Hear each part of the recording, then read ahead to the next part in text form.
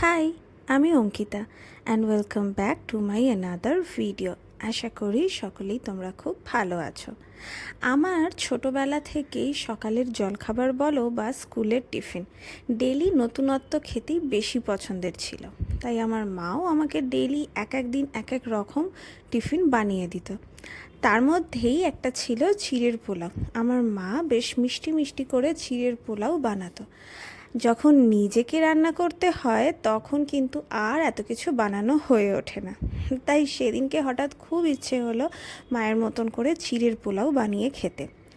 আলাদা শুধু এটুকুই, আমি একটু জাস্ট পেঁয়াজ অ্যাড করেছি।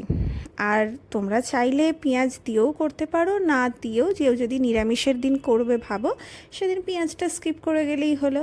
আমি আমার বাড়িতে যা যা সবজি ছিল, যেমন গাজর, বিনস, ক্যাপসিকাম, আলু, এই সব দিয়েছিলাম। ফার্স্টে তেলে বাদামটাকে ভেজে তুলে নিয়েছিলাম, তারপর সবজিগুলো দিয়ে তাতে নুন, হলুদ আর বেশি করে একটু মিষ্টি দিয়েছিলাম। তারপর চিড়েটা ধুয়ে নিয়ে অ্যাড করে দিয়ে তাতে ভেজে রাখা বাদামগুলো দিয়ে 2-3 মিনিট মতো নেড়েছি। ব্যাস, তাতেই কিন্তু চিড়ের পোলাও রেডি। সকালবেলায় গরম গরম চায়ের সাথে চিড়ের পোলাও কিন্তু বাঙালি বাড়িতে একদম পারফেক্ট ব্রেকফাস্ট। তোমরা কারা কারা চিড়ের পোলাও খেতে ভালোবাসো?